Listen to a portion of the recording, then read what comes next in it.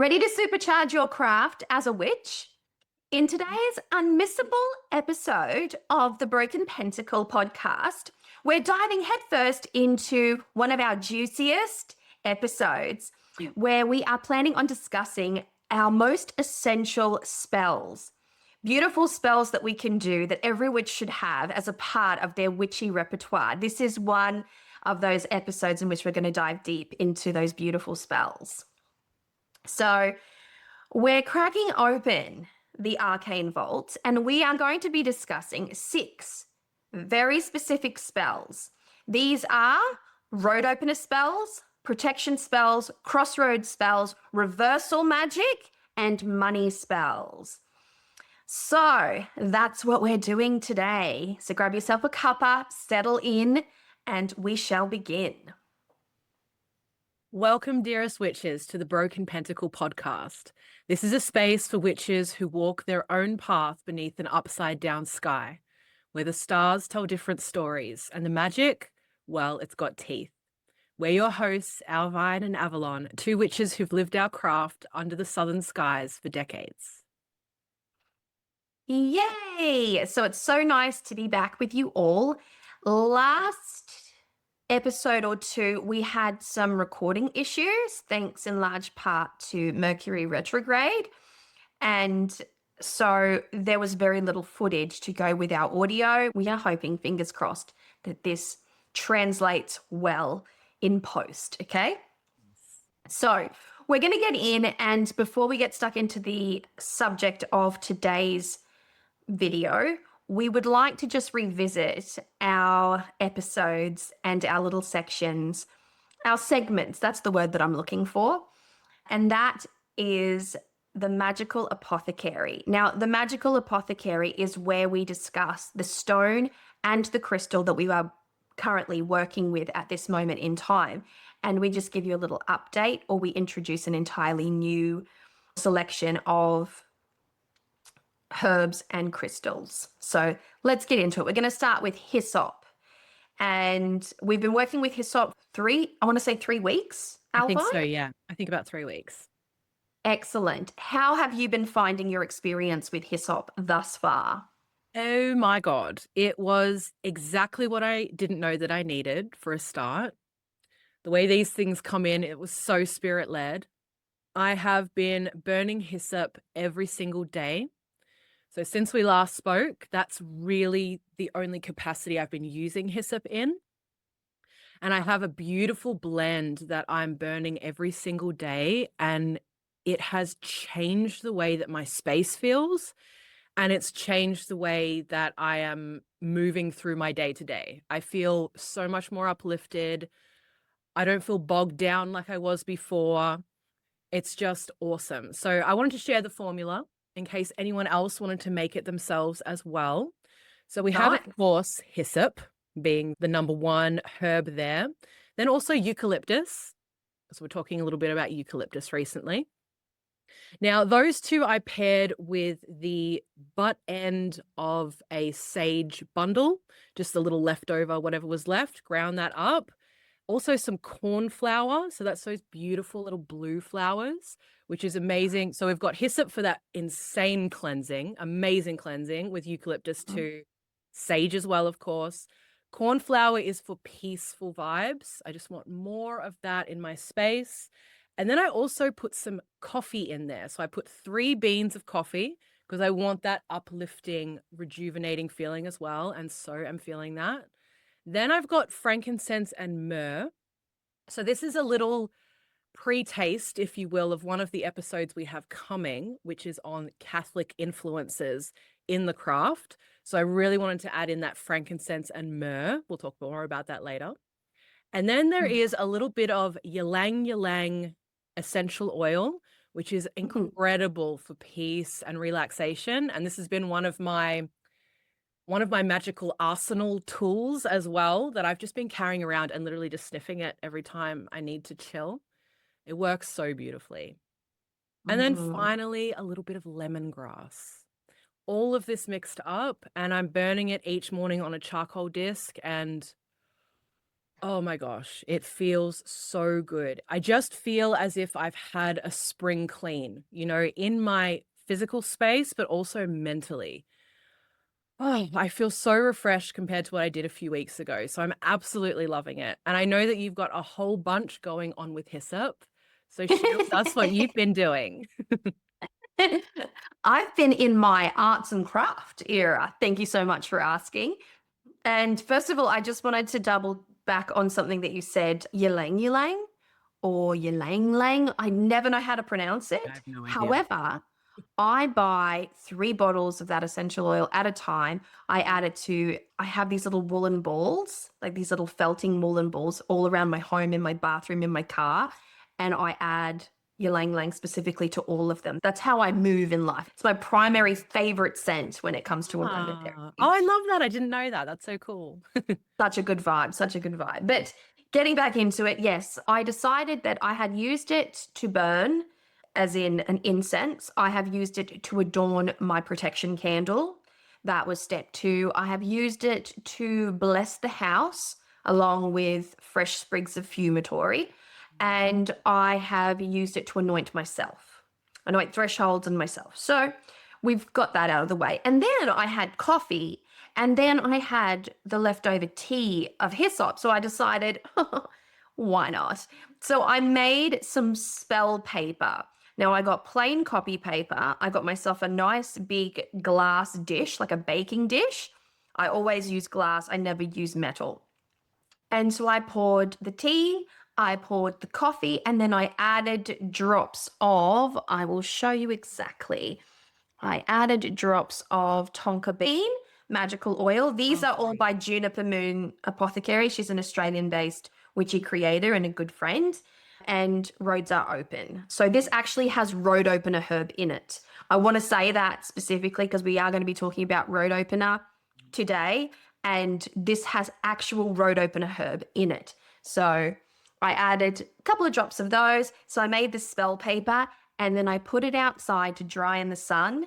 And yeah, so I've got that beautiful spell paper.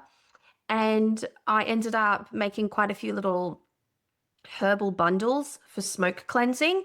And I decided to steep my cord into the hyssop and then bind my herbs while they were fresh and then dry them out that way. So I've been trying to put it to use in various different ways. And I know it's a vibe. Like when you're using a singular herb in multiple different ways, it forces you to get a little bit more creative, I feel. And so I feel like I hit the jackpot with this one, especially like the paper and the cord cleansing. I love that good. cord. That is an amazing tip to add in that energy. Oh, I love that. I've never played with soaking cord and then using it for various tying or whatever. So I love that. I'm definitely going to be adding that into my witchy repertoire. That's the way forward. I like to milk every opportunity for a little extra magic. I like to layer. I feel so much that good potent spells are layered, and they don't have to be overtly complicated to be well layered. So again, coming back to things that we've said in past episodes, it's everything with intention. Everything with intention. So if you have that opportunity to layer a bit of magic, go for it. Like really go for it. Yes. All right. The crystal that we're currently working with is green adventurine. Oh my goodness, you guys. So this one we've been working with for a week. A Has it week. been a week? Yeah. It's been a week. And again, it's been exactly what I've needed. I feel like this was such a spiritual drop in the lap, if you will. I'm playing with my aventurine right now, and I know that you're having the same experience. I don't want to put it down. Like I want it with me all the time. She's a vibe. It's such a vibe. It's so delicious. So we are still in the process of exploring this particular ingredient, if you will, tool. So we'll talk more about it in future, but I've already found so much heart healing. So we spoke about that last time, that it is a stone of heart healing. And I thought it was so perfect coming to me in the season of Leo. I have a lot of Leo energy in my own chart. And I Nice. have struggled to embody many of the wonderful Leo traits, confidence, leadership, these kinds of things. And I've found that even only in this little week, I can feel the shifts that are occurring and the alignment that's happening. I'm getting the way that these things work for me is that I find I get puzzle pieces, little bits and pieces come in. So maybe a word from someone, or maybe a crystal, or maybe like this book, or maybe like this particular topic, or whatever it might be. And it's like a weaving of what I need at the time. And this stone is bringing these things to me. So one thing I've experienced, you guys, I didn't really want to talk about it because it's kind of embarrassing, but I have an anxiety disorder. Okay. So the last few weeks when we have been recording this podcast, the night before, I have really had trouble sleeping. Just all of the feelings, all of the vibes. And Avalon did mention to me at the start that it is an energy building thing as well. So that's the way I've been framing it in my mind. It's not that I can't sleep, that all this is going on in my head, whatever. It's actually energy channeling into the following day. But obviously it's incredibly disruptive. And I'm like a bear. I need my full 8 hours. So working with this stone and hyssop, I think in conjunction, last night, I had a full night's sleep. It was beautiful. I didn't have those horrible nerves sitting within me, and it was just cool, calm, and collected. So aventurine for that heart healing so far is where it's hitting for me. What about for you? Has anything come through for you with that yet? Not yet, but to be honest, we started the process, like we cleansed it, and I had it sitting in salt and calendula for a minute and basking in my creativity oil that's a little bit extra.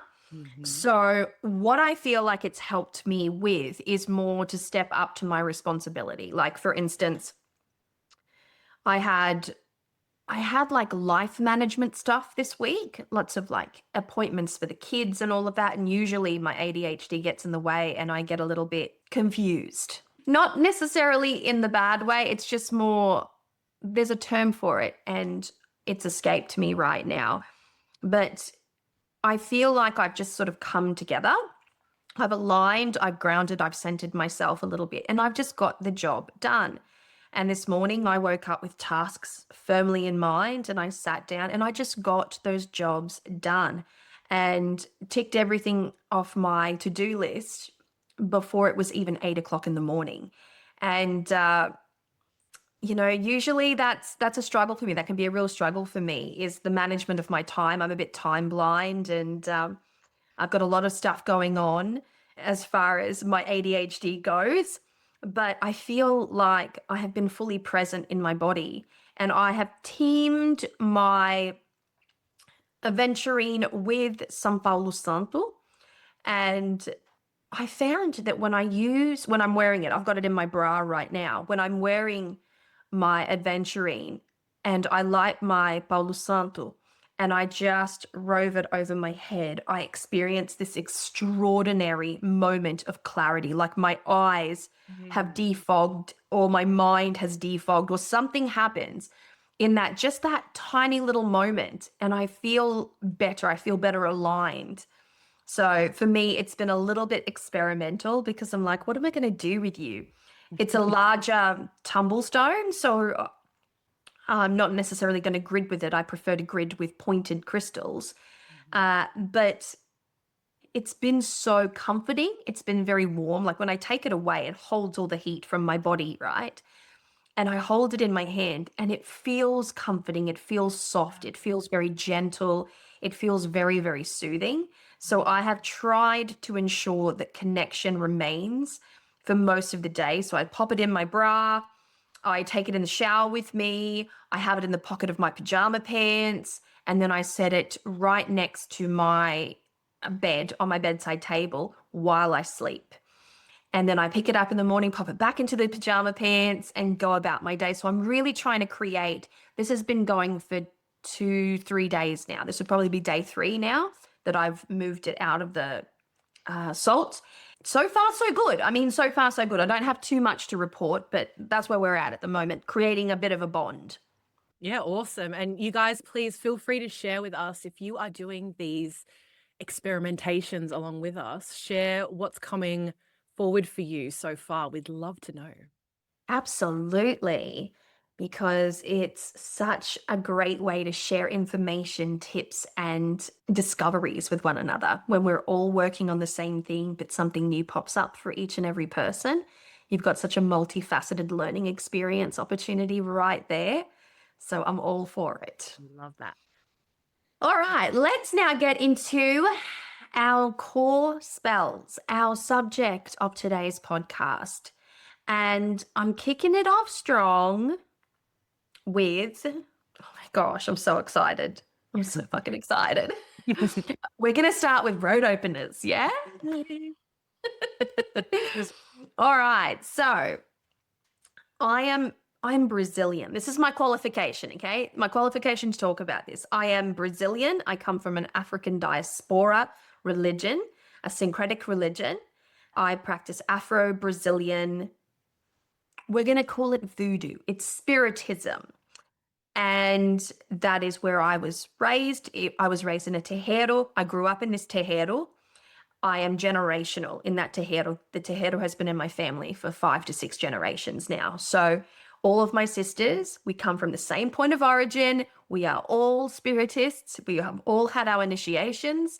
So this is where I'm taking this information from, okay? So the concept of opening roads originates from West African spiritual systems, particularly the Yoruba tradition. My candle's doing its thing. Where the Orisha Eshu, also known as Alegua in the Lukumi, and Eshu in Brazil serve as guardians of the crossroads. These are spirits that are commonly used in the practice of road openers, okay? So there's a lot of history, there's a lot of tradition to a road opener, and at a time where the road opener is all over social media at the moment, I think it's really important that we remember the ancestors of these magical practices, where they came from, and most importantly, the essence of what it is to do a road opener. In Brazil specifically, I can speak from this perspective. Road opener rituals are central to 2 major religions. They are Candomblé and Umbanda.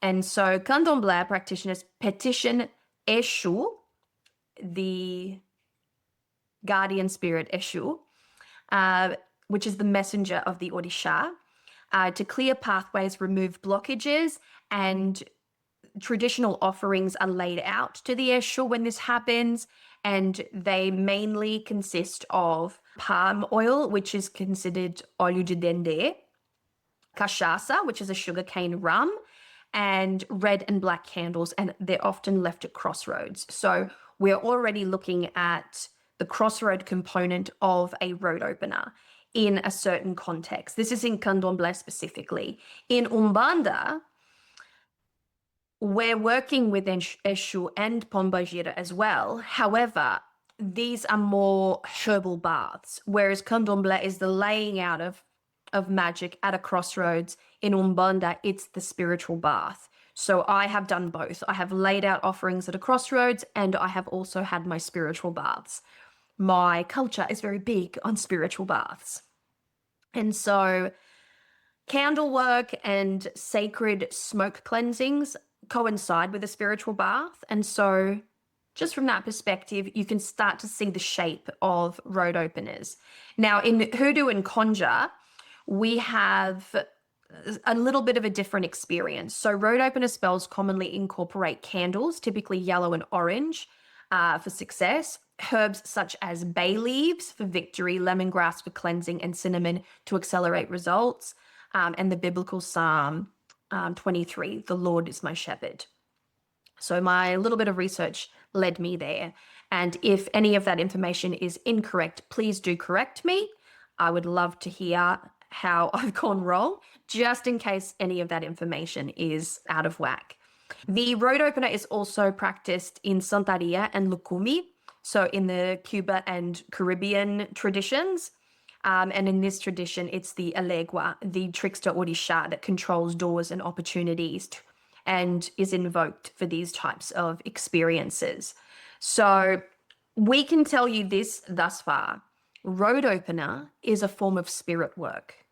It relies on the connection, not just to the ingredients that you're working with, but to the concept of the spirits of the roads. Either that be the crossroads, the spirit of roads full stop, your Odisha, your deity, your higher spirit, your ancestors. It is a form of spirit work first and foremost. And whenever we are doing road openers, oftentimes we lay out offerings. And so that brings me to sort of like the ethical considerations of a road opener. The intent does matter, and respect the spirits, especially some of the candomblé, some of the West African spirits. It's so very important to respect these spirits. Improper offerings, improper spells, improper offerings will create some chaos in your life and lead to negative consequences. And of course, cultural respect always, no matter what spell you're doing, no matter where you get this spell from, look at the culture that it comes from, understand the ancestors of that spell, and try your best to be as respectful as you can be moving forward with that spell. So, a road opener is one of those spells, and I like to joke with my occult friends that it's the only spell you'll ever need. It is that versatile. It's the only spell you ever need. Of course, that is not factually correct, but it's a vibe nonetheless. So when it comes to creating a really good road opener, you need to decide your method. Are you going to do crossroad work? Are you going to do a spiritual bath? Are you going to do candle work? Okay, so there's 3 options for you right there. And depending on where you are coming from, or your ethnicity, or your cultural background, or just your own personal spiritual proclivities, just decide what you're going to do. So the right ingredients are important. So specific ingredients, specific processes align with certain cultures. So just be aware of that. Let's go into sort of like more essential ingredients. So the road opener herb would be at the very top of that list. There are different versions of the road opener herb depending on where you are in South America, Central America, and hoodoo parts of North America. So keep that in mind. Yellow candles typically used for clarity, new beginnings. Hoodoo, Umbanda, Santeria tend to use yellow candles for a road opener. Bay leaves for victory, breaking barriers. This is specific to both hoodoo and in candomblé. Lemongrass for purification. This is typically used in hoodoo and Umbanda. Cinnamon brings speed, energy, and financial openings. This one is specific to hoodoo, Santeria, Umbanda, and candomblé. Palm oil, óleo de dendê, sacred to candomblé and Santeria. Cachaça, rum, libation for a libation for the Eshu, and Pombagira is present in Umbanda, Kimbanda, hoodoo, and what more? Florida water for spiritual cleansing and blessings, hoodoo, spiritismo, and Umbanda. So we have all of these ingredients in there. Key elements would be lemongrass, cinnamon, bay leaves. Sometimes cascarilla can be used as well, which is the crushed eggshell powder, but always the road opener herb. Now, one thing that I would comment on before I finish up here is that of late, I have seen an inordinate amount of spells done on the socials incorporating salt in a road opener. This is incredibly taboo. It is not only taboo, it's considered like a bit disrespectful to the spirits, because salt is for clearing, it's for blocking, it's for halting, it's for freezing. It's sort of like the presence of salt in a spell can dissolve the spell, the intention behind the spell.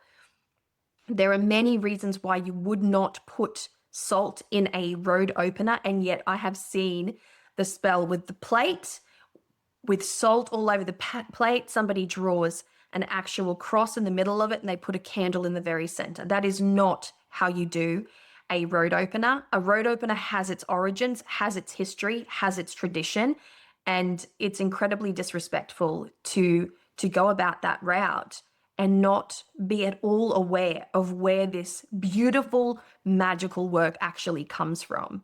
So please be mindful. Salt is not the fix-all for spells. It shouldn't be used in very many spells at all unless you are doing heavy work. If you're doing heavy work, then you use salt. And if you do use salt, it's grains. It's grains of salt, not cups of salt, grains. So do you feel, because this is obviously something that you're seeing a lot, that people are doing a lot, and it's a big no-no, is it just the component of kind of clearing out the spirits or keeping the spirits away with the salt that's the issue?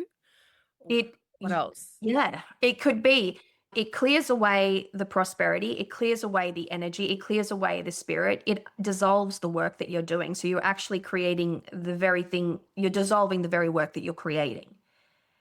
And then you're believing that you've actually done a road opener. Like the use of salt is beautiful in witchcraft and in magic, but there is no place for salt in a road opener. There is a time and place for salt. Yes. It's a contradiction to what you are creating. It pisses off the spirits. It makes an accurate experience for the spirits that are trying to help you. And it puts up barriers and blocks and boundaries that don't necessarily need to be there because you are, in essence, trying to open your roads. So it's very important to consider the negative side effects of certain ingredients in spell work, full stop, not just in the road opener. But there are, once more, there are ancestors to all magical practices. So do your research before engaging in a practice. And I would highly, highly recommend not copying spells that you find on the internet willy-nilly. If you see something that inspires you, absolutely do your research on that thing. Find out why they used what they used and how those ingredients can actively work to the benefit of what it is that you are trying to create to protect yourself from spells that have been derailed for some reason and, any kind of backfire from spells, because spells can they can backfire a little bit. I'm not a huge proponent in spells just exploding and there's huge backlash and what have you not. But there's always the possibility of pissing off the spirits. I think that's the biggest issue with spells, is that you can actively piss off some spirits and then you end up running into issues with congestion in your life, bad luck. Things feel a bit twisted and knotted and you've got some blocks there as a result of it. And it can be very subtle and it can settle in very subtly until you finally realize that you've got limitations set upon you that were never there before. So just be very, very careful. All right, which, this is a great segue into Owlvine spell because she's going to introduce some protection magic. Okay, so I've got a few different things I wanted to share with you guys today. One of my favorite forms of protection for my home that I wanted to share was boundary powder. So this is a practice that I engage in quite regularly. And this is where you create some form of powder or formula, whatever you want to call it, that you'll actually sprinkle on the perimeter of your property. So it depends how you are set up. Perhaps it would just be the boundary inside your house if you just have an apartment. If you have a dwelling that stands alone, you might do it just on the outside of that, or you can do it around the entire property. So you want to create a nice base for this. So the base would be either dirt or sand, and it's recommended to use dirt from your own land if you can. This really is great when you're creating powders to be deployed because they blend in with the environment. So rather than being something that stands out as not belonging here, if you use dirt from your land, it'll be the right color, those kinds of things. You can also use just salt as the base if you're doing this indoors. I would not do that outdoors though, because salt obviously can really harm plants and not be good for the garden. So don't be doing that. Now, into this, you could add all manner of ingredients. It's really up to you. I find with this that I tend to add in what it is I need at the time. So this recipe is definitely something that expands and contracts with time depending on what I need. But I wanted to give you a couple of examples of some really good herbs to use for this protection blend. Rosemary is amazing. You guys know it's one of my favorite herbs. So protective and really empowering for females, particularly. I also love to add white clover. So white clover actually keeps away other witches, magic.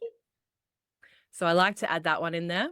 Then I've also got greater celandine. I think that's how you pronounce it. I'm not 100% sure. Celandine. But this actually keeps away the fuzz, all right? Keeps away the police. So we protect ourselves with that. A little pinch of salt. So I don't use a lot of salt in this, but I like a little pinch. Then I always use this ingredient, asafoetida, I believe is how it's pronounced. Devil's dung. Yes. Oh my God. This stuff is amazing. Every time I use it, my son complains. He hates it. But it is some potent shit. So I love adding that into any protection. It's fuck off, basically. It's fuck off vibes. Oh, Go yeah. away. And another one that I love to use is agrimony. So agrimony is awesome because it reverses and deflects negative magic or negative energy that's being sent at you. Now, into this, I'll also put, this is the last ingredient, I put a few drops of oleander oil. So oleander is a plant that grows in dry conditions. I know it does grow in the northern hemisphere as well. I've got a ton of it around me where I live near the beach. So oleander is incredibly toxic, but this is a ingredient that I have a really close relationship with now. So potent for protection.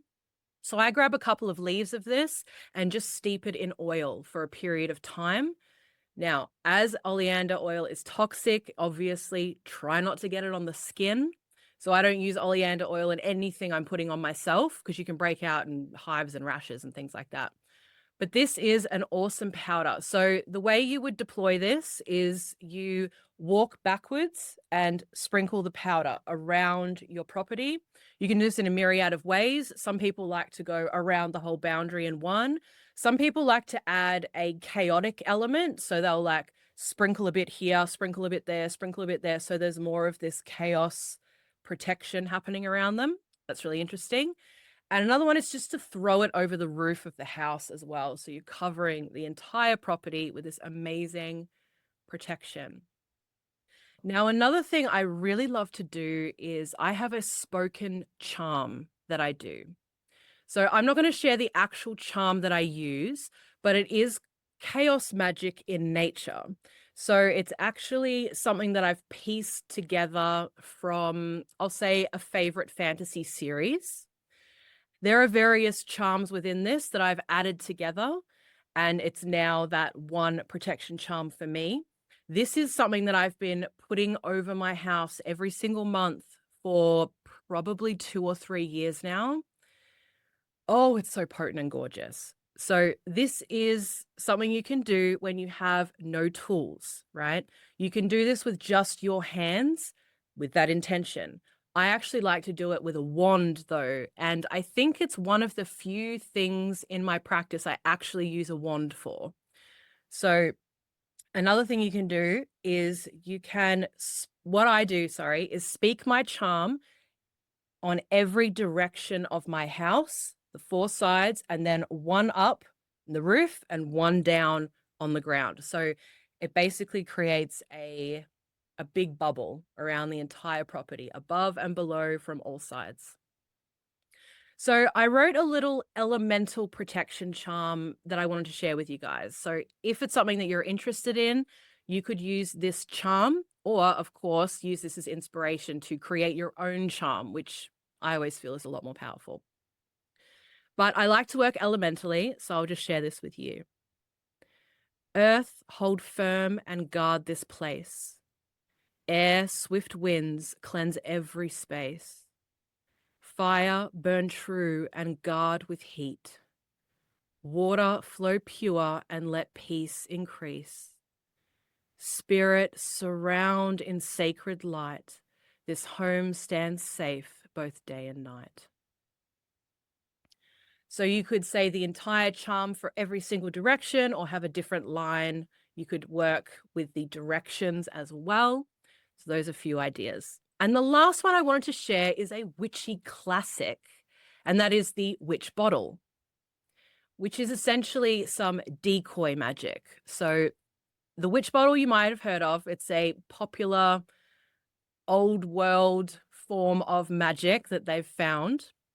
Now, what you include in a witch bottle, what you're doing here, the idea is that you're creating a separate you, so that if anyone sends any magic or any negativity your way, it goes to the decoy instead and it hits that rather than you. So in witch bottles, we always use personal concerns. So this is hair, nails, saliva, anything that has touched your body, anything that's physically been on you and part of you is the best thing to use. You can also use things like cigarette butts or handwriting, things like this. But if you're doing a witch bottle, you probably have access to your own hair and saliva and nails. And these are much more potent because they are part of you, or were. Then you want objects that trap and ensnare.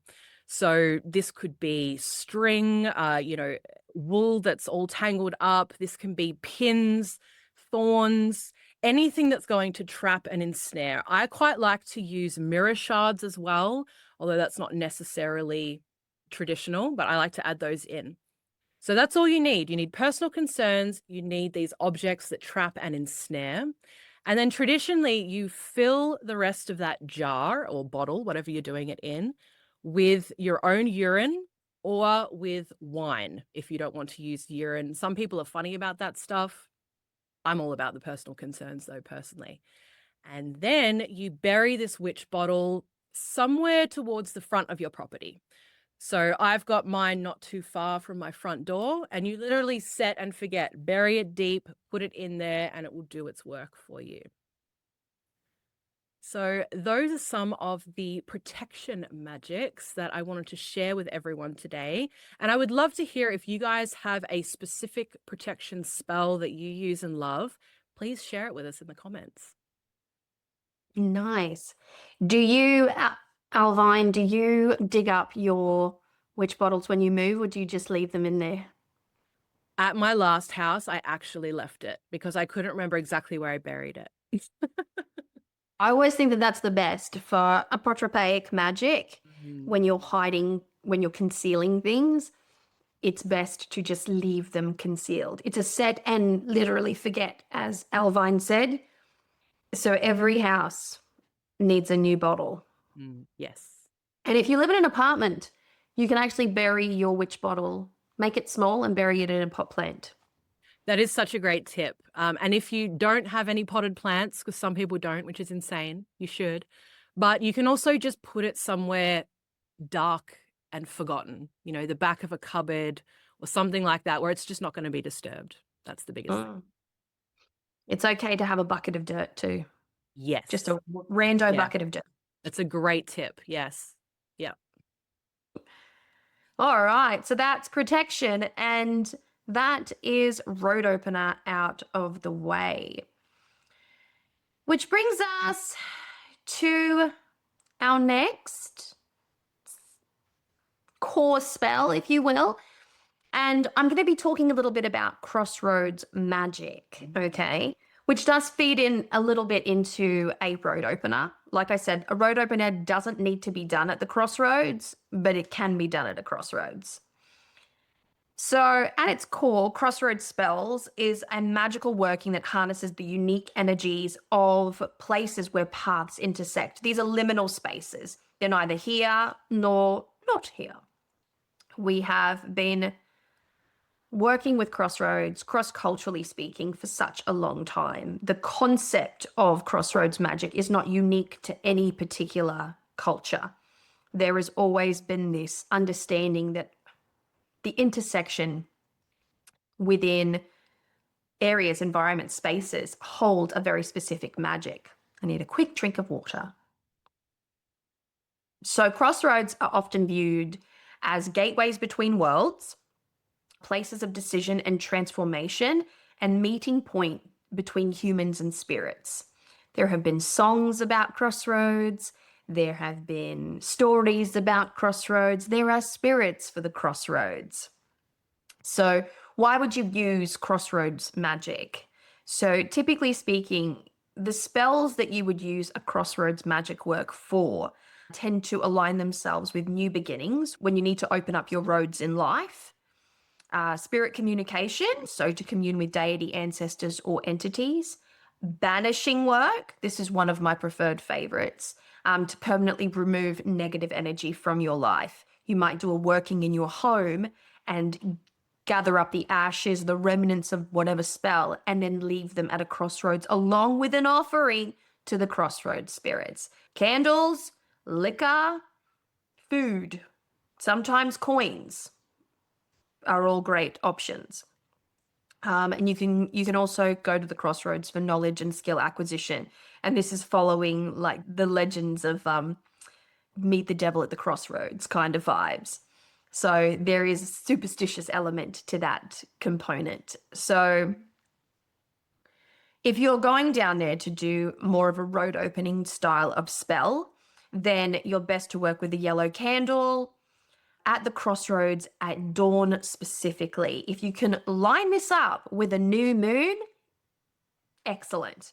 So new moon at dawn at a crossroads, light a yellow candle, write your petition on bay leaves and scatter them. So hopefully not a very busy crossroads. This is why I like living in the country. Nobody's around for this type of thing. And you can call on, depending on who you're working with, what culture you come from. Let me frame it like that, please.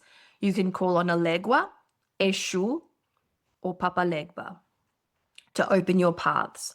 Research all of these deities before you commit to working with any one of them. They have an energy, an essence, a tradition. There's a lot to know about a deity. If you've never used any of these deities before, you can simply go down there and ask the crossroads spirits, the benevolent crossroads spirits. Okay? Then for banishing spells, bury a black candle at the crossroads at midnight. Depending on what kind of banishing you're doing, you might want to reverse your candle upside down, bury it upside down. Placed cursed items at the crossroads and walk away without looking back. Always cleanse. Always cleanse. If you're walking away from the crossroads and you get to either your car, your property, or a safe place, cleanse before you turn. Always cleanse before you turn. And don't cleanse with incense sticks. Don't cleanse with incense sticks. Cleanse with actual spray. I can't hear you. I can't hear you. I muted myself. Incense sticks are just not strong enough. No. They're not going to And do most of them are just fragrance, unless you've got like a beautiful handmade kind of jobby, then you're good to go because you've actually got the crushed botanical there. But yeah, typically speaking, you can take spray with you, Florida water spray, aceite de macho spray, a cleansing, clearing type of spray, and spray your back. Do the same thing when you leave the cemetery. Yes. And you use crossroads as a disposal point for spiritual baths. Okay. So you can have, if you have the ability to, you can have a spiritual bath at the crossroads. It's a good vibe. It is an actual good vibe. It would If you be have a amazing. country town, if you have a country town with some dirt roads that converge, have at it. It's a good vibe. All right. So moving on, for knowledge and skill spells, best for learning and mastery, bring your tools. So whatever that might be. If you're a musician, you'd bring your musical instrument. If you're a writer, you might choose pen and paper. A singer, you might choose a microphone or something like that. Whatever the skill set might be, right? Perform a midnight meditation at the crossroads. Make offerings in exchange for inspiration. So whatever offering you leave, it's more muse work that you're doing here. So leave beautiful things. I like to leave beer. I've been known to cook a whole steak and leave a steak at the crossroads with a beer and some candles. I've left chocolates. I've left coins. I've left traditional offerings like farofa. In my culture, I've left so much food at crossroads for specifically this reason. Not necessarily to master a skill, but I always think that it's great to give a libation to crossroads spirits, just because if you have a crossroads near you that you would like to work, I recommend romancing the crossroads to begin with. So leave little offerings, leave a candle burning for the crossroads spirits as an offering, and put some coins down there to sort of pay your way through the crossroads, and just romance the crossroads before you go down there and you ask for anything. I'm a big proponent of introduce yourself first. Yeah. And then spirit communications, spells for divine contact. So set up a small altar at the crossroads. Again, this is going to need to be private unless you're a performer by nature. So a small altar at the crossroads, this can be on the ground. Leave offerings appropriate to the spirits you wish to contact. That would be the time to perform divination at the crossroads. Very good time for omen reading, by the way. And you would think not around, but up. Look up when you're at the crossroads. And look at what the sky's doing. Look at what you can see. Look around you. But up is always good. So essential components for any crossroads spell is timing does matter. So midnight or dawn are most potent. So offerings are required. Spirits expect reciprocity. So coins, liquor, candles are all good options, and color does matter. So the color of candle that you leave matters. Remember that, okay? Color has a good energy to it. If you're confused, go white or black. If you're coming or going, do you know what I mean? And then directional awareness. So traditional crossroads magic honors the 4 directions. So it is only a crossroads if it makes a cross. Now, some things to consider is these streets must be complete crossroads. They can't close. They can't just be a crossroads and then a cul-de-sac over here where the energy stops. To be a complete crossroads, you need to be able to drive in any direction of that crossroad for a good period of time. And that's important. So be sure to know your crossroads. How do you feel about the 3-way crossroad? Because this is one I've heard of. Hecate rules, I believe. Yes, quite possibly. Not necessarily a crossroads. It is, but it isn't. A crossroads is exactly as the name describes. It's the crossing of roads. The crossing means this is a cross, in case you didn't know. Literal cross. A literal cross. A literal cross. But there are other configurations that are also considered crossroads that are very specific to culture and deity. And I have heard, because Hecate, she works with the triplicity of 3, right? And she's the goddess of keys and magical transitions and doorways and things of that nature, unlocking pathways and what have you not. Stands to reason she would preside over a three prong. I don't know what they're actually called, because 3-way crossway is what I've heard, but that doesn't sound correct, does it? So I'm not sure. 3-way crossway? 3-way crossway, yeah, maybe, but maybe not a crossroad. Something different. I have heard this. And roads must be traveled. Okay, so I've taught crossroads magic in the past, and these are all the questions that were asked. These roads must be traveled. So if you have a private crossroad on your property, that's all well and good, but do people travel on it? The crossroad is actually activated by the crossing of multiple people. It's an intersection. It's a liminal space. The busyness of that road or the constant traveling of that road is what creates this vortex of power. This is why when we're doing like crossroads work, you have to be at a crossroads. You can't mimic the crossroad at home. Unless you're a wizard. I shall never say you can't, okay? There's always a realm of possibility, but your Merlin Great. So, modern adaptations for crossroads work, even in urban environments, crossroads magic remain really viable. So, major street intersections, subway train line crossings work well. Even the intersection of hallways can function in a pinch. Oh, So, that's a good tip. think like big buildings that have intersecting hallways. So, very important. And crossroads magic is particularly potent because it involves spirit work, always. So cleanse yourself after working, maintain good relations with crossroads spirits. This is what I was saying, romance your crossroads, and never make promises that you can't keep. That's a big one. All right, Owlvine, you've got some reversal work for us. All right, ladies and gentlemen. So, reversal magic is obviously about reversing things that have been sent at you. There was a period in my life where I did a lot of this kind of work. So, I've gone back into those notes. I wanted to share some of the main tools, I suppose, that you can use for this kind of work. And then I've got a fairly intense spell that I was not sure if I was going to share, but I will share it.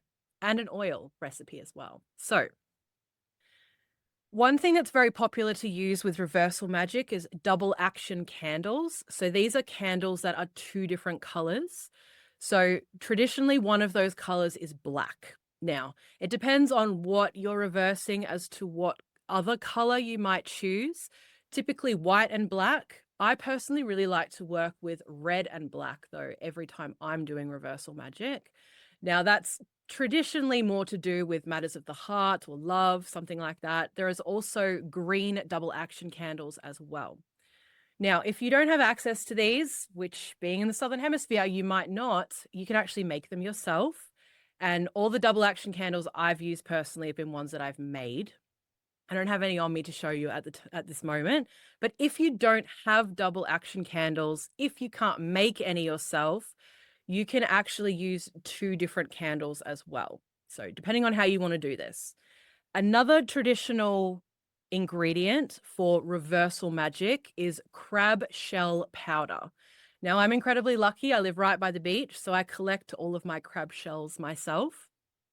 But we use crab shell powder to send our enemies scuttling off in the other direction, right? So that's why we use that. Another popular tool for this work is mirrors, obviously reflecting and sending back.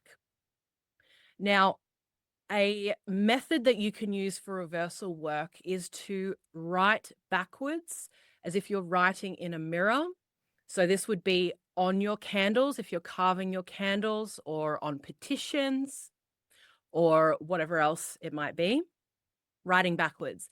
And then one of the ingredients that I really love to use, the botanical I love to use for this work, again, is agrimony, as we mentioned earlier. So this just reverses and deflects magic and energy coming at you.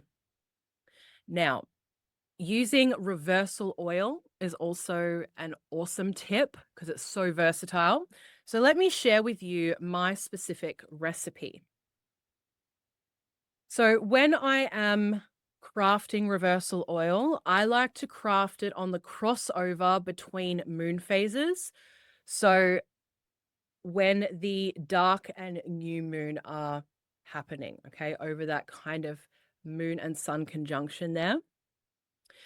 Now, I include a small piece of paper with a little symbol on it, and that is a horizontal line with two arrowheads pointing out on either side with a small vertical line in the middle.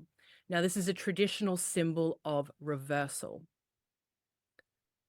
Then I like to add a little bit of crab shell powder, a little bit of rattlesnake master, which helps to identify and send back all snakes in the grass, right? A pairing of licorice root with calamus root. So these two together are very potent for commanding and compelling. And obviously we are commanding and compelling any ick to leave.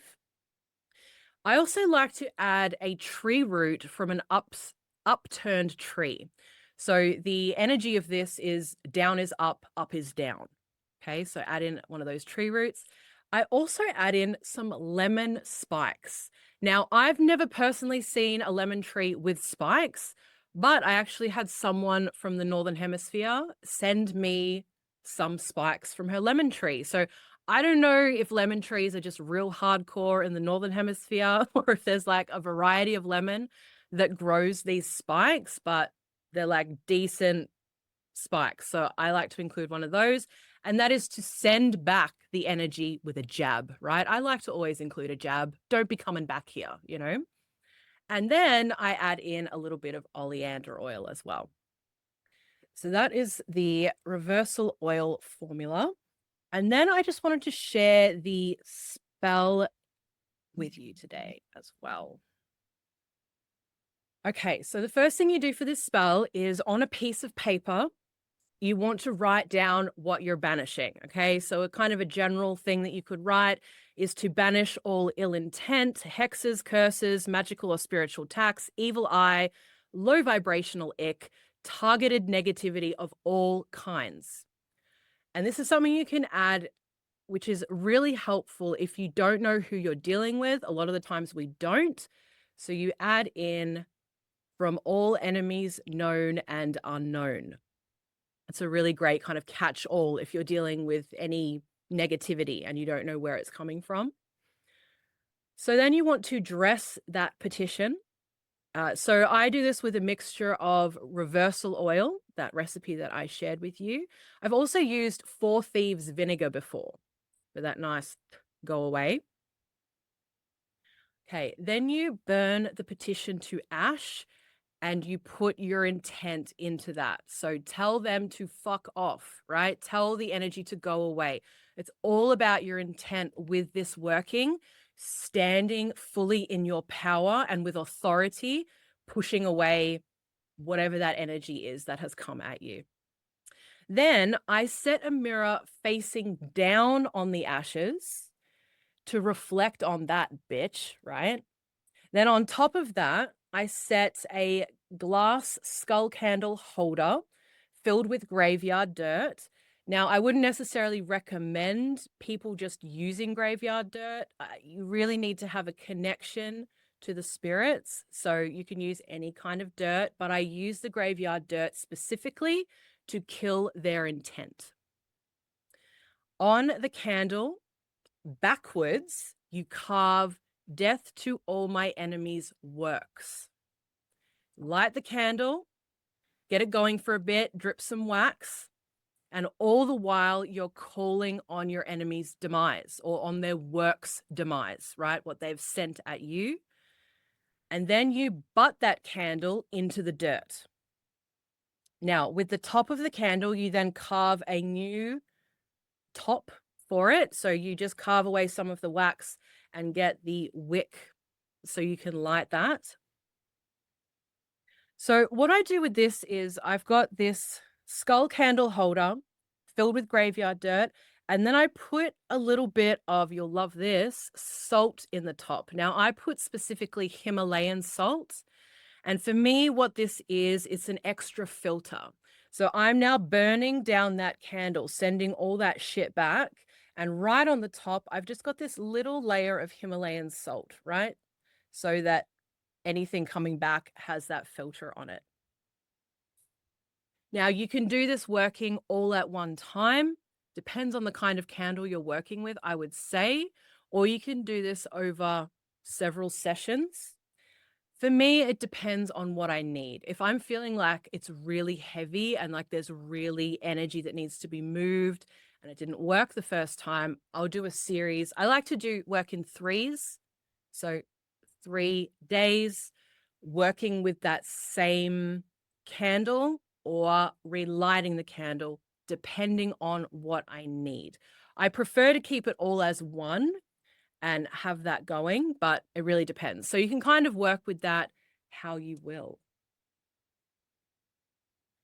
Okay, so that is some reversal work. So if you've got anything nasty coming at you, I feel that for me, reversal work has a bite to it. I always send back magic with that bite because if someone is coming at me, I want them to be well warned not to come after me again. So I do feel there is like a little bit of a baneful element, if you will, to reversal magic. How do you feel about that, Avalon? Oh, yeah. And I love it. I'm here for it. I love it.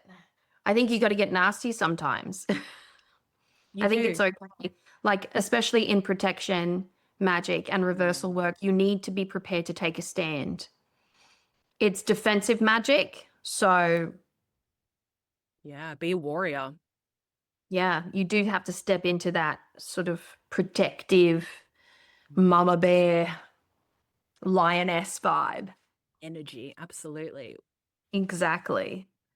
And there's Well, a lot of energy that you'll need. It comes to you like the moment you start messing oh around with yeah. protection and reversal work. Your it's like your spirits know, and Mm, the energy just comes to you. It's a beautiful thing, really. it is. I feel like I got to tone it down sometimes. Like sometimes I start getting real nasty and I'm like, all right, we don't need to go that far. I just like, oh, I so feel it. Yeah. I think it's a real villain era move Yeah. too. Like when you're doing that kind of work, you sort of find out what kind of a witch you really are. Because I know witches to this day, they're like, oh, I can't do it. They've never done a reversal in their life. They're just like, the hell sorted out, karma will work itself out, all of that kind of good fun stuff. And if that's your vibe, that's your vibe. That's beautiful. Yeah. But I also think that witches have been given the tools in which to create the beautiful life that they want. In which case, if somebody messes with your energy, your flow, your kids, your livelihood, your work, gloves are off. Go in there, go hard. I like to approach it as I would a campaign. But I also have an Aries ruled chart, so I'm all for a bit of firm stance. Yeah. I think it's That's our fire element showing there when we're talking about this, isn't it? And there's also a way to be very gentle with your reversal work, but the intention does need to be there as well. You don't have to be malicious. You don't have to be angry necessarily, but you do need to hold this essence of justice in yourself, within yourself, when you're doing protective work, when you are doing reversal work. It's a sense of justice. If nothing else, it's divine justice. So leave it in the hands of the judicators, Yes. the divine judicators. There you go. All right. Which now brings me to magical spells for success. Okay, so I am not of the hoodoo culture, so I shall not necessarily be referring to crown of success work because that is very specific to the practice of hoodoo. But I am going to be talking about the essence of a success spell and break it down a little bit for you to make it super easy if you want to create one for yourself. So let's start off with the basics. Best timing for a success spell, Sunday, because it relates to the sun. It's for power, success, and leadership. So consider this when you are sitting down. Like where do you want your success? What part of life do you want your success? And then choose your day accordingly. You have Thursday for Jupiter, which is expansion, wealth, and luck. And you have Wednesday for Mercury, communication, and quick wins. Not to be chosen while there is a retrograde.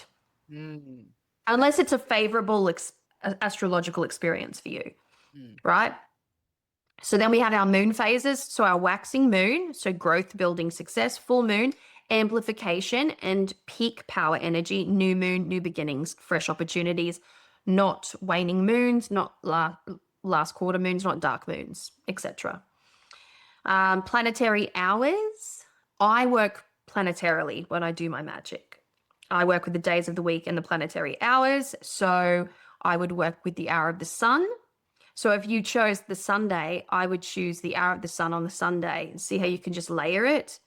And same with the hour of Jupiter, you would choose the hour of Jupiter on the Thursday. Give it that vibe and just layer that magic as much as possible. So some of the key ingredients for success spells, I'm going to give you some common and then I'm going to rattle off some of the things that I would personally use. So we'll start off with herbs and plants. Bay leaves, write your wishes, burn for manifestation. I feel like this is the staple of witchcraft, right? Most witches know writing on bay leaves for wishes is a thing, right? So, but I'm just going to say it anyway. Cinnamon for fast success, money drawing. Basil, prosperity, business success. Mint, energy and motivation. You can also use, I like to put in a little bit of patchouli because it's deep, it's heady, and it's womanly. I feel like the womanly power of patchouli is there. Plus, it gets a bad rap for not smelling great. I I love the smell of patchouli. Oh, It's a vibe, okay? It is a vibe.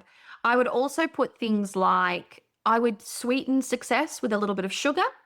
I would amplify it with maybe a little dragon's blood, if not dragon's blood, some coffee to just give it some energy to really energize the experience because I feel like success is its energy. It's like this, it's like a hustle, achievement. It's quite a big buzzy kind of experience. So you want to get there with that.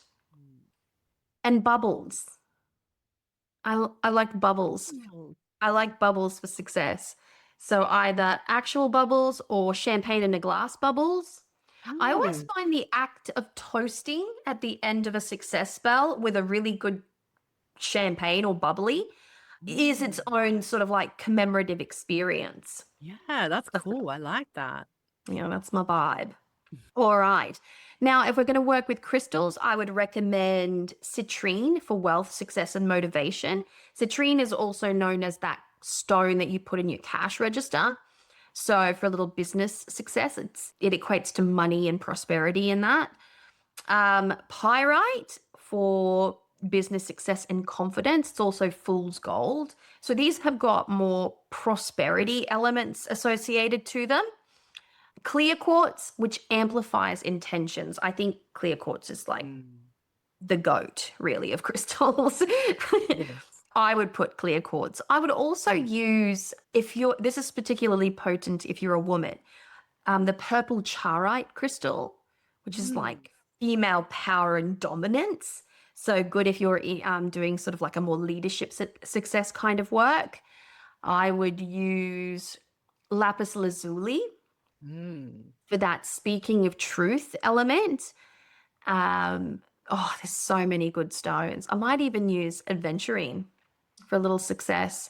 But I like yellow stones and orange stones for a bit of carnelian. Me too. Might work there as well. As far as oils go, obviously sun oil. So sunflower oil would be great for success and power. I think that would be just the staple, actually, if you're going to use it as a base. But you can also get conjure oils or condition oils or magical oils that are sun oil, crown of success oil for victory and achievement, and road opener oil, like the one that I showed here by Juniper. So you can get these pre-made oils that you can use as well. And a combination of all three would work. Banger. Other tools that you might like to use, gold and silver candles. I feel like this is the time, like if you're going to do some success magic, I have an actual crown, a yellow crown candle that was gifted to me by one of my coven members. And I'm waiting for the day to use it. It just feels like a special occasion vibe. But this is the time to use the beautiful candles, like big gold candles is great because it's kind of got that flashy kind of get bougie. Yeah, get it in with that bouginess as well. Like I love that. Green candles will work well as well because it's for growth. Green candles are typically used for prosperity and money and just general growth, even a little bit of healing.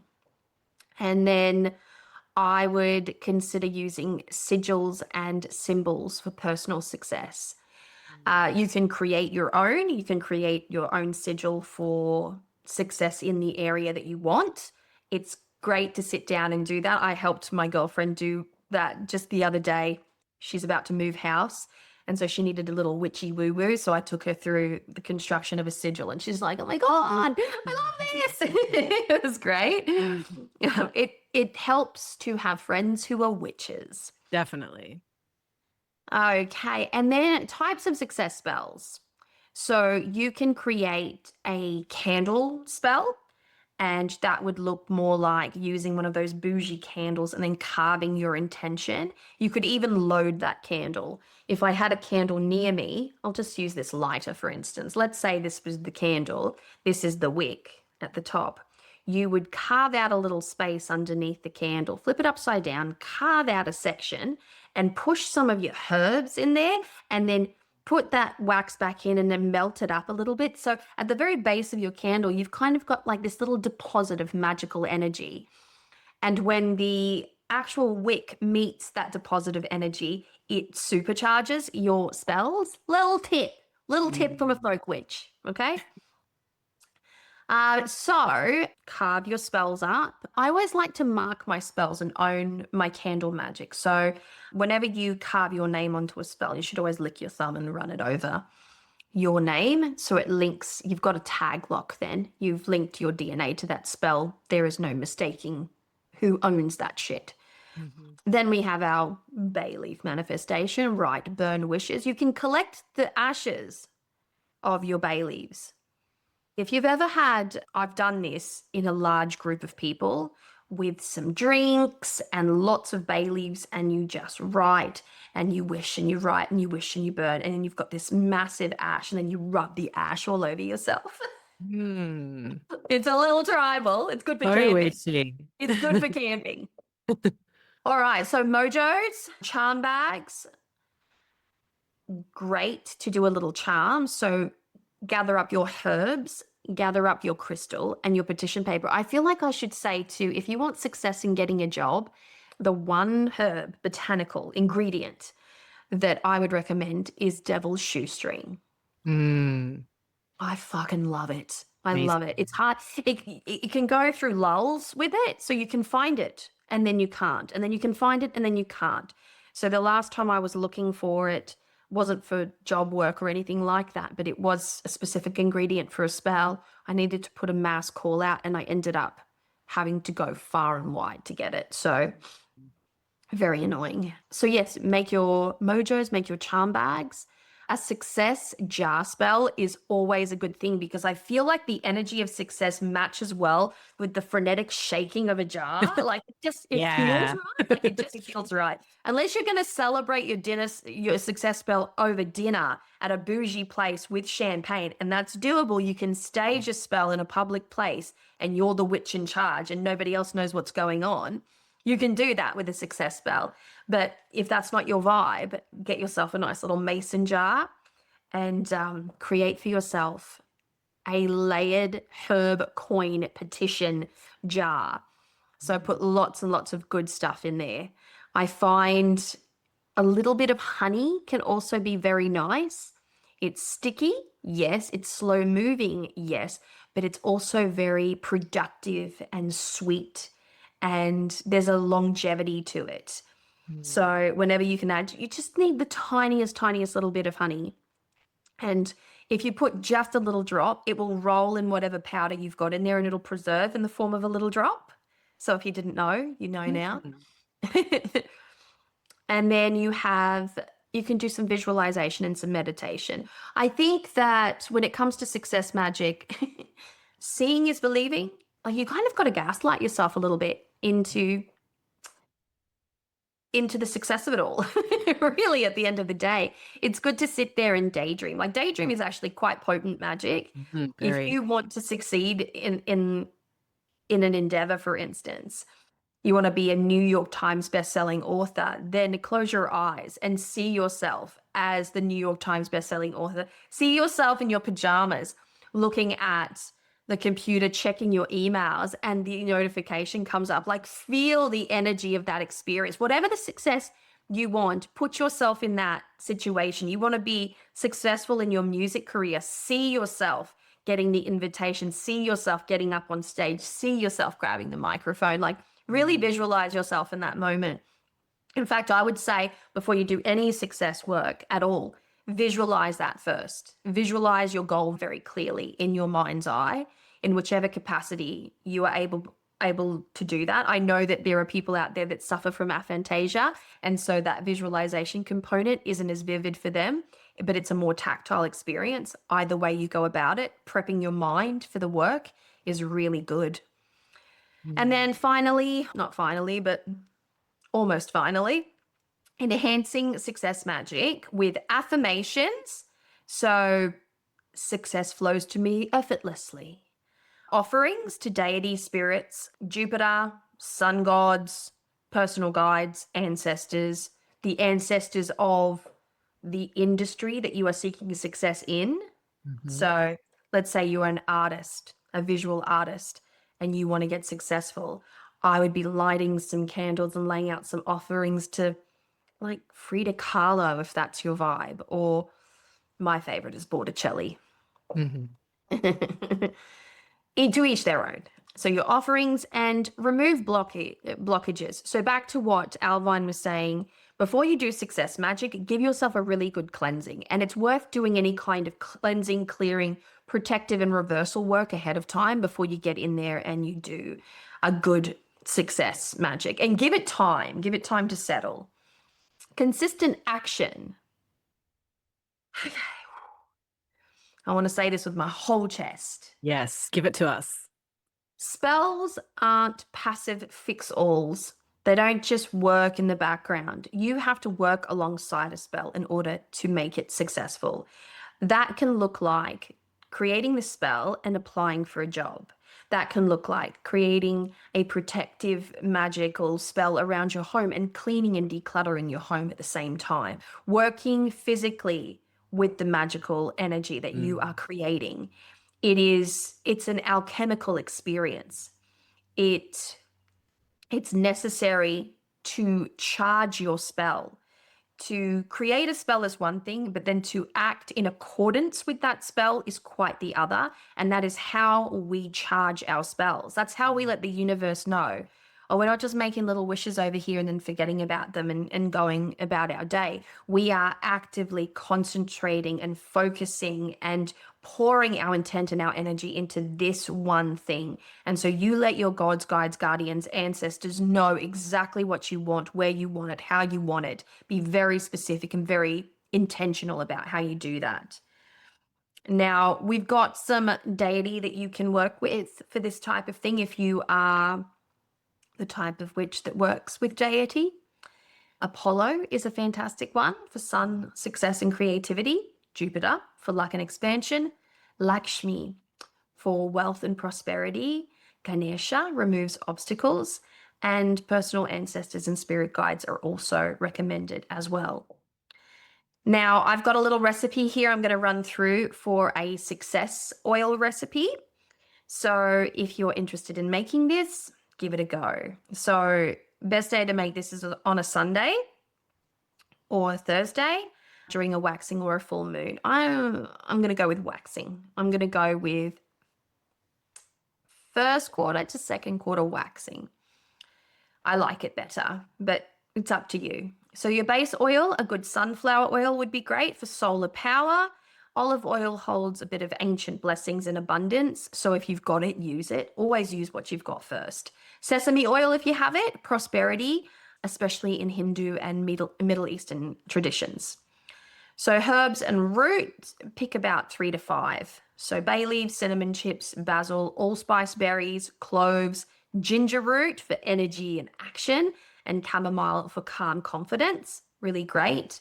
The crystals, as we know, we've already discussed it. So citron and pyrite chips are great. A pinch of gold glitter. Because you can't have bubbles, but you can have gold glitter. But if you shake it, you can have bubbles as well. You can also put some vanilla bean in there to sort of sweeten the results. And I think it adds that luxurious Aphrodite energy to a spell. Essential oils that I would consider adding would be orange or lemon for that sun energy and that clarity and that zestiness. Cinnamon, I think you could forego it if you already put cinnamon chips in your oil. Patchouli for grounding and wealth, and frankincense for divine favor. And so the making and creating, you would cleanse your jar, you would lay out your herbs, you would empower, program pray over, sing to, charm your herbs, each one before you put it in. And then do the same with the oil and the same with the essential oil. Be very intentional with how you build this oil. And then I would charge it and store it. Place it in sunlight maybe for a period of time if you're trying to harness the sun, or shake for focus, whatever you want to do here, you can do. Like, give it a little energy, give it a little charging time. I think it's really good. And then use your success oil to anoint your candles, anoint money, dressing doorknobs, your phone, technology, career opportunities, that kind of thing. Rub it on your wrist before important meetings and that kind of thing. So that's a little on success magic for you. And I'm going to hand over to Owlvine, who is going to double down on that because she's going to do money magic for you now. Yes, let's talk about money. Everyone's favorite or not so favorite topic, right? So this is obviously one that's super popular in the magical world. I would say love and money is probably like right up there. So I've got three different spells, three different workings that I wanted to share with you today. Just some really simple ones that I've done in my own life that I've received a tremendous amount of success from. So the first one I wanted to share with you is a money water spell. So this is one that I actually got from Shireen of Arabian Conjure. Some of you may be familiar with her. I actually don't know the origins of this particular spell in terms of tradition, so I'll have to look into that. But for this spell, we use water, of course. So this is a spell that I did every single week for a period of time. So this is an ongoing working that you do. So some kind of jar. I had a really beautiful candle holder thing that I would use for this. Any kind of jar is fine.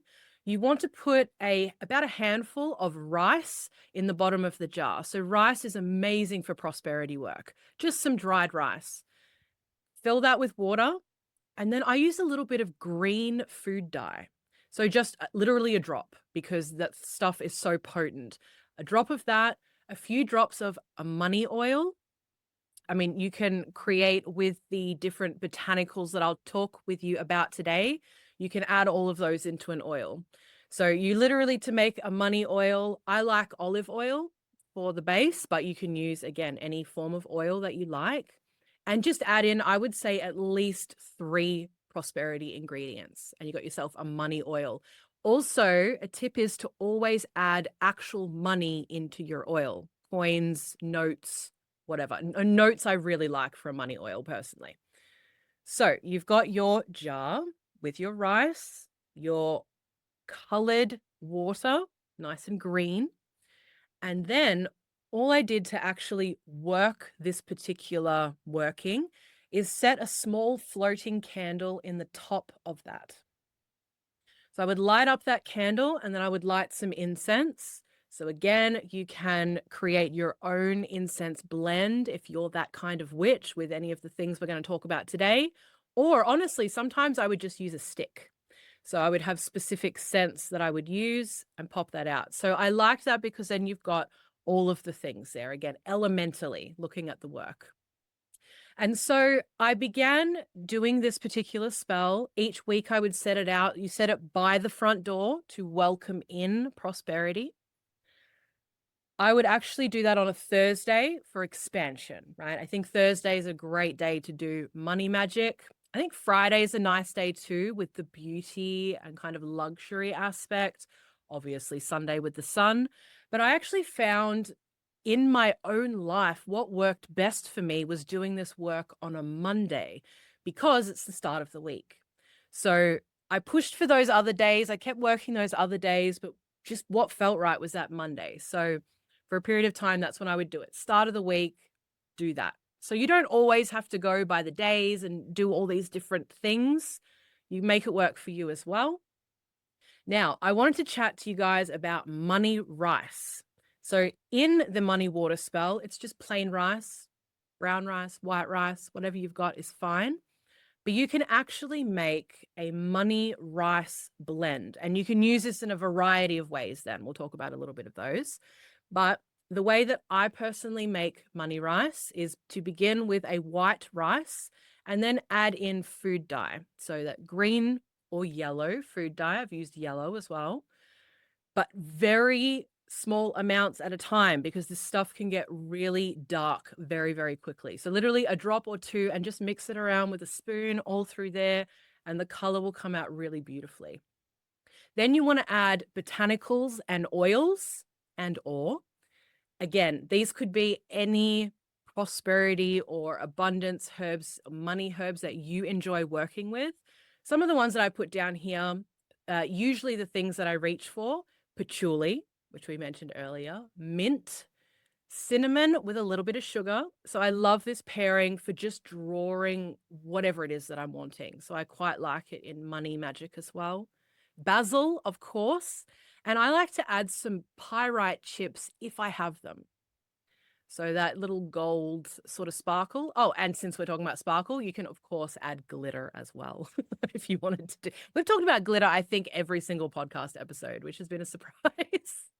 But there you go. I'm just quietly stuffing my face over here. And I have to say, glitter you can get biodegradable glitter, by the way, in case you're concerned, right? Mm-hmm. But glitter in money rice looks so fucking good. It does. I have photos up on my Instagram about it, and you won't see anything prettier, I promise you. I agree. Absolutely. Money rice is amazing. You can use it in all kinds of ways. You could crush it up, use it as a powder. You can dress candles with this. You can put it in spell bags. You can put it in strategic piles around your room. There's just a million different ways you could use this. You can use it to charge things as well. So it can be the base of something that you set in there. And that is how the predominant way I would say I like to use it was with a candle spell. So I just want to go through this candle spell. This is the one that I do now. So I've moved on from the money water spell and I do this other spell more regularly. Now let me just show you actually, since it's right here next to me. I'll just take out some of these elements here. But I have this beautiful green, it's actually an ashtray that I found at a charity store forever ago. But this is what I do my money workings in, with candles. So I have this big old green ashtray here. I fill the bottom of that with money rice. And then I like to use a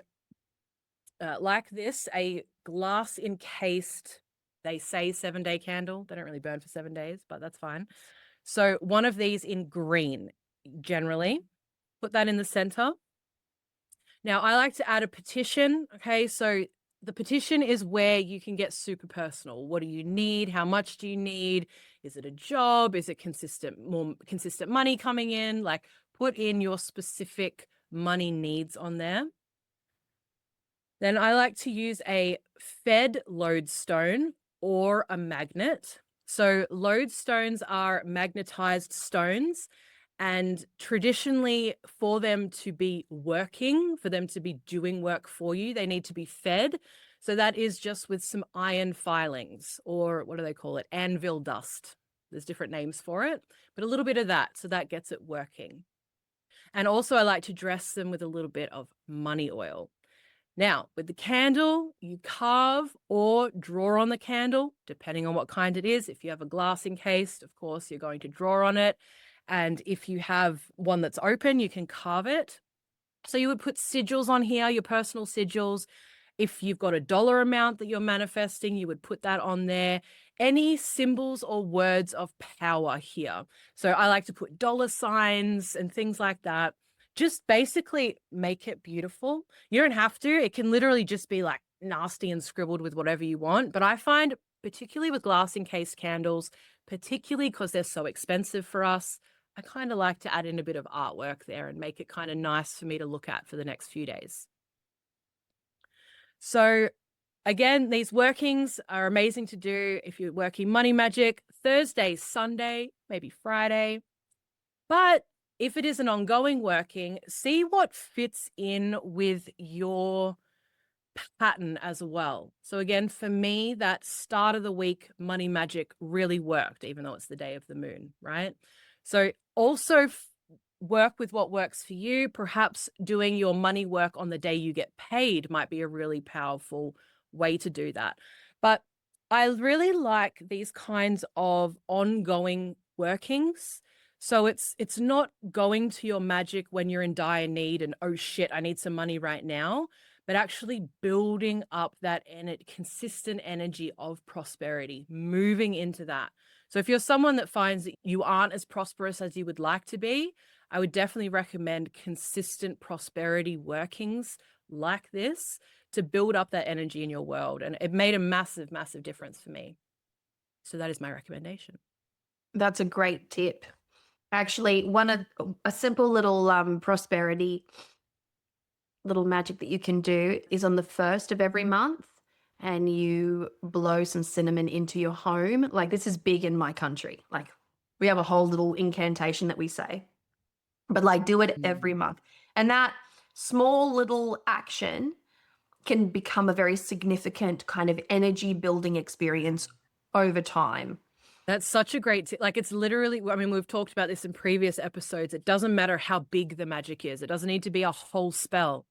As you mentioned, with intention, blowing a powder into your home. And it really is that creating it to be a ritual, doing it each month or each week. But over time, the simplest acts build so much potency magically.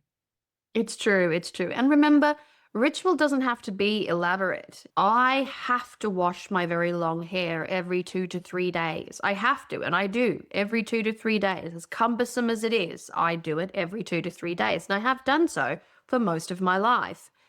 And so that in itself shows you that you can do the thing. You can actually do the thing. You can light the candle. You can say the words. You can be tired when you say the words. You can be stressed when you say the words, but you can say the words. And sometimes it's just sitting with a cup of tea, staring at your magic for a minute, and just drinking with a blank mind, no screens, and just letting your mind wander into that experience and really connect with the threads of magic. Magic, good magic, you can feel it. You can actually feel it on your skin. You can feel it against your senses. Good magic you can feel. So it's always very easy to sense it from the inside and also from the outside. So it's good to pay attention. I love what you said there too about like that you don't have to be your perfect self to engage with your magic. I think there's a lot of fear mongering about that. And there's certainly a thing to be said of like, if you're doing a big working, if you really want something to move or whatever, like bringing all of you to it as you can. But that doesn't mean that you have to stay away from your magic when you're feeling shit or tired or life's just thick. Lifing. Exactly. Yeah, exactly right. In whatever capacity you can show up, that's how you show up for your magic. Because the simple act of showing up is everything that you need. It's literally your presence there. If you could only give 2% on that day, doesn't matter. You still showed up and you're still giving 2%. The same for health, the same for creativity, like the same. It's the same. You show up in whichever capacity you can, but magic especially, it will reward you just by being there. Just by being there. I love that. Oh. Can you feel it? You can. It is a vibe. It is an actual vibe. Magic, folks. It's real. It is very real. So we're bringing our core spells conversation to a close. But before we go, we need to talk a little bit about our Witch's Work table, which is our magical find spells and field notes section. So this is where we typically discuss any kind of exploratory discovery that we have made within our own lives. It does not have to be significant, but it does have to be witchy. So, Owlvine, what have you found? Well, this week I'm sharing a fail and a little bit of a field note, I suppose. I took a look around my space early last week. Actually, you know what it was? For when we were preparing to talk about Aventurine for the first time, I went up into my shelves. So you guys may or may not know, but I have 3 shelves on either wall. In front of me, I've got all of my magical books. And behind me and to the side, I have 2 layers of apothecary, lots of jars and things like that. And then the top is books and various items. Nice. So my goal is to keep this space, which is both my office, so my working office, and my magical space, cleansed and clear and feeling great. So my goal is to do that every 6 months. In reality, it's probably closer to, let's just say, less than that. But I remembered that I did my shelves not that long ago. But when I got right up to there to that top shelf, it was filthy, so much dust, so much grime. And I was like, oh, and it's been part of this process of me realizing actually how much psychic debris I had allowed to build up in my space. Very uncool. And hyssop, my friends, is what has been clearing it all out. It's been incredible. So I've started the process of cleansing. And to me, there is nothing more delicious, nothing I love more than a completely cleansed magical space. So I'm working from the top down. I'm about Nice. halfway through, but I will say that that blend that I shared earlier with the hyssop and the eucalyptus and all of that, I have been lighting that every time I come in here to cleanse. And it goes from my altar straight up into those shelves up there. And the space is feeling so beautiful. So I've got a goal to get it finished this weekend. So Very nice. can do that. How about That's really nice. Well, I'm still not home. So I found something. you? I found some northern white cedar. Ooh. I found some and freaked out and went, fuck yes. So I quickly harvested some, good intentions, good vibes, spoke to the tree. Should really go out there and leave it some offerings. I should give the whole yard some offerings.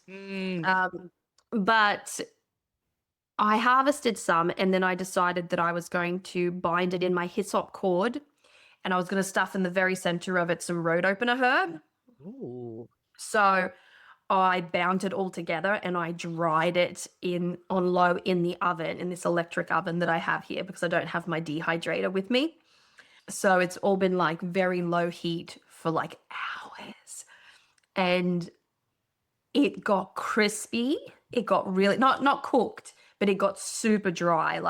And this is something that this being my first time drying cedar, I understood that like it dries, it proper dries in a different way to say, I don't know. I feel like some herbs dry and they're still a little bit malleable. Like take for instance, calendula. Like this calendula is dried, but it's still malleable. It's still got a little something to it. I think it's because the delicate nature and the oils and the actual petals themselves. This dries, like proper dries. If I was to hit it, it'd smash and turn to powder. So burning this, oh my God, it's freaking amazing. It's absolutely amazing. You light it on fire, it catches on fire. So what I want to do now, because I'm inspired, I want to create like maybe 12 bundles. And then when I go to have my big outdoor, off-grid, massive fire pit smoking ceremonies, I can just start throwing bundles of